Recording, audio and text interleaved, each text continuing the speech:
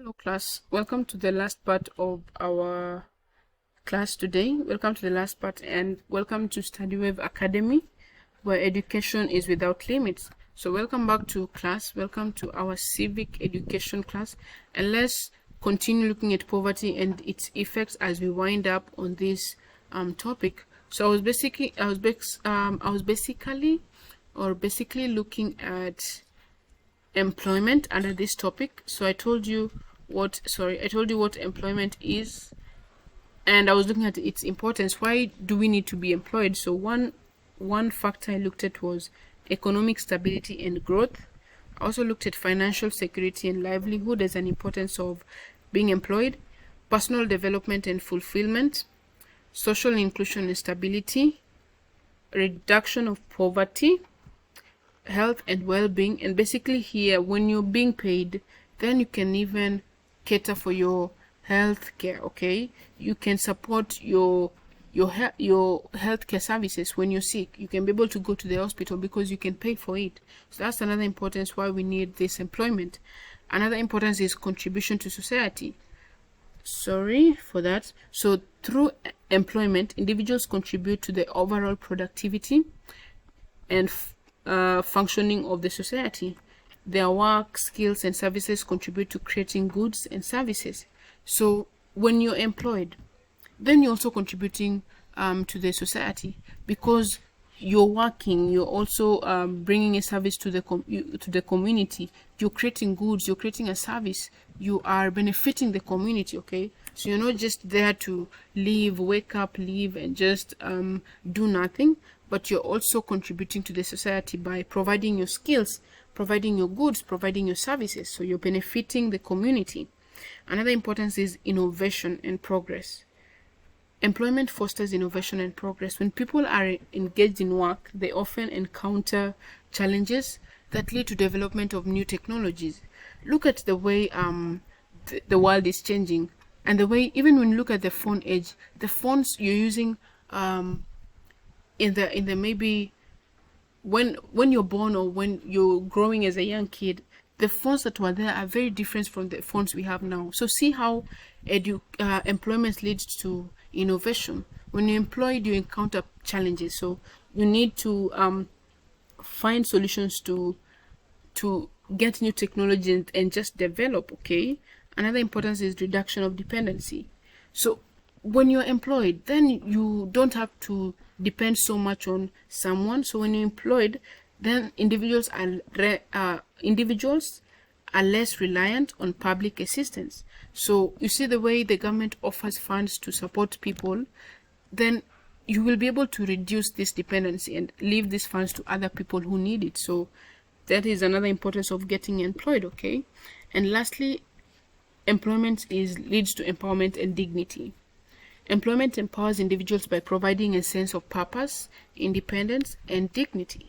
It allows individuals to take charge of their lives and make meaningful community contributions. So you're even able to, when you're employed, you can even be able to empower other people, where you can take charge and just help another person study. You can pay the fees for another person who you're not even related to. So that is the empowerment we're talking about. When you're employed, you can even start organizations which help serve the community. So here you're having dignity, you're empowering your community too. So after looking at the importance of employment, I bet you understand why you really need to work and get those the best jobs that are being offered now. So let's look at something important: poverty alleviation schemes in Nigeria. So basically, poverty alleviation refers to measures, strategies, and programs designed to reduce or alleviate or eradicate poverty. So in Nigeria, what are these schemes? What are these strategies that have been put forward so that they can help eradicate poverty? So that is what is called poverty alleviation: the strategies, the measures, the programs that have been designed to reduce or eradicate poverty within a specific region or a country. And in this case, we're talking about Nigeria. So in Nigeria, poverty alleviation initiatives are crucial due to the significant portion of the impoverished population. So the Nigerian government, in collaboration with various organizations and agencies, have implemented several schemes and programs to address poverty. So the government and other organizations in Nigeria have come together to bring schemes and strategies that will help eradicate poverty or reduce poverty in Nigeria. And the first one is National Social Investment Program, NSIP. So this was launched in 2016, and I wish you do more research on this. So the NSIP was launched in 2016 and comprises of various programs that are aimed to reduce poverty and improve livelihood. Okay, it includes initiatives like the N-Power program, the National Homegrown School Feeding Program, Conditional Cash Transfer, and the Government Enterprise and Empowerment Program, GEEP, that provides loans to small business owners. So look at this scheme, then NSIP.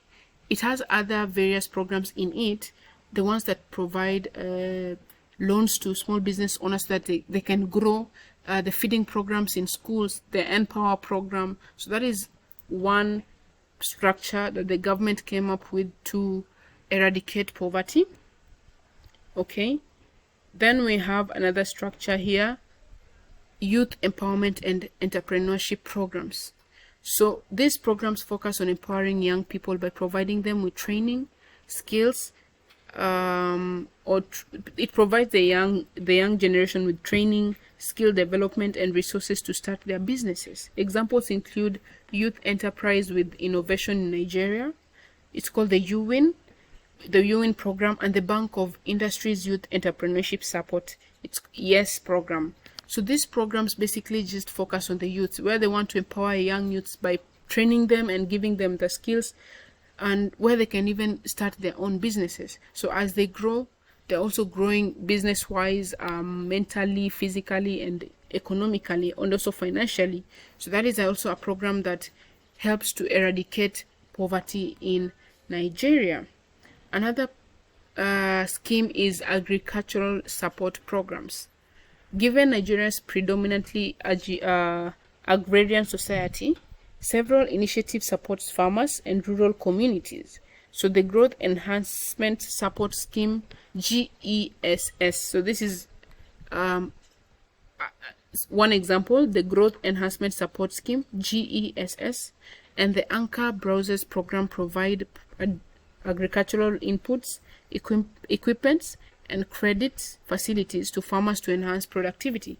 So these two organizations, the GESS and the Anchor Browsers program, they provide inputs and equipment and even credit facilities to help farmers enhance their productivity.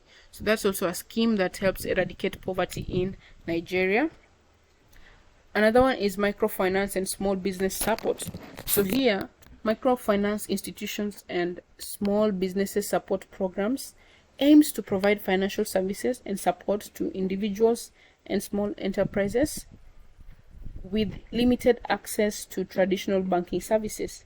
This includes the Bank of Industry's initiative, microfinance banks, and grants for small businesses.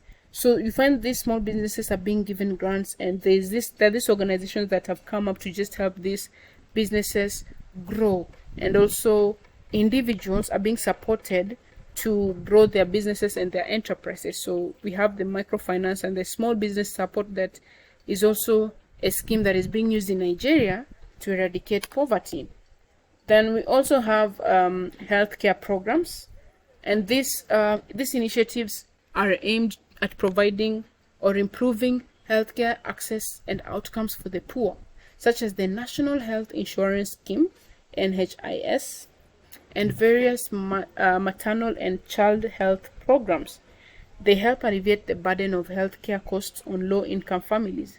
So when you're in a position where you can't cater for your health services or healthcare service, then these programs comes in to help you. So we have the National Health Insurance Scheme, the NHIS, and we also have the child health programs that will help you alleviate the burden of healthcare costs in these families. Okay, Then we have housing and infrastructure programs.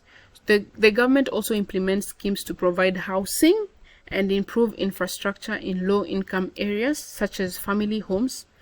Sorry for that. So the government also implements schemes to provide housing and improve infrastructure in low-income areas. So we have the family home funds and various urban renewal infrastructure development projects. So the government is really working to improve the households, to improve housing in the low-income areas. Okay, so we have this family homes funds, which helps to cater for the housing facilities. Okay, then I will look at the last scheme here.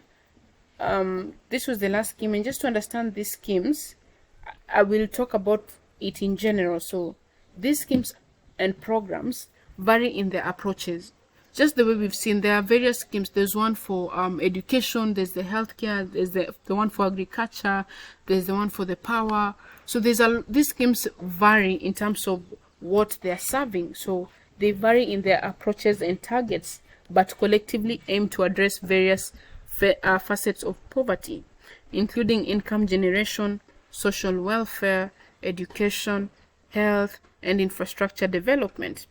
The effectiveness of these programs may vary, and continuous evaluation and adjustments are often necessary to ensure their efficiency in reducing poverty and improving the standard of living in the Nigerian population. So this is very, very evident. So I'm looking at the different schemes. So what are we talking about? The poverty alleviation schemes in Nigeria. These are just strategies or measures or programs that are designed to reduce and eradicate poverty in Nigeria. So you find that these programs, all of them have different approaches. For example, the NSIP, it's really aimed to reduce poverty and improve livelihoodness. So we have programs like the N-Power, the National Homegrown School Funding or School Feeding Program, the Conditional Cash Transfer, and the Government Enterprise and Empowerment Program, the GEEP. This one's majorly focused on loans and also the feeding programs in school. When you look at the Youth Empowerment and Entrepreneurship Program, this one focuses on mainly the youths by providing them the training and skills to even start their own businesses. Okay, when you look at the agriculture support programs, this one majorly supports the farmers in Nigeria. So it's just about their growth and just to help them facilitate their farming productivity. When you look at the microfinance and small business support, this one will support the small businesses, okay, or individuals with businesses to grow. And then when you look at the healthcare programs, these programs majorly focus on the health centers, okay, the healthcare center, where they will provide the low-income families with the healthcare facilities or healthcare services that will help them alleviate the burden of healthcare of the healthcare costs. Okay, then when you look at the housing and infrastructure programs, this one majorly focus on the housing aspect, where they make sure they provide the low-income areas with a proper infrastructure. So all these schemes are just there to alleviate or they're majorly there to reduce poverty in Nigeria. So these are the several schemes that have been put forth to help reduce poverty in Nigeria.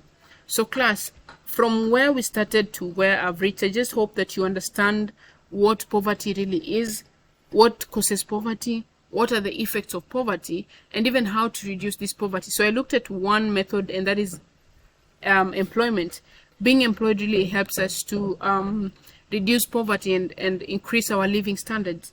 So before I end the class, I have an activity here for us to do. So as usual, they're just simple 20 questions for us to do. Very simple. So there are topics or there are questions that are related to the topics we've discussed today. So we have questions like, what is civic education? That one I'm expecting you to do it without even confirming. Define poverty and explain its impact on individual and societies. What are the factors contributing to poverty? These are simple questions. Explain the different types of employment. I've talked about the abstract. I talked about all this. What is employment? What is the importance of employment?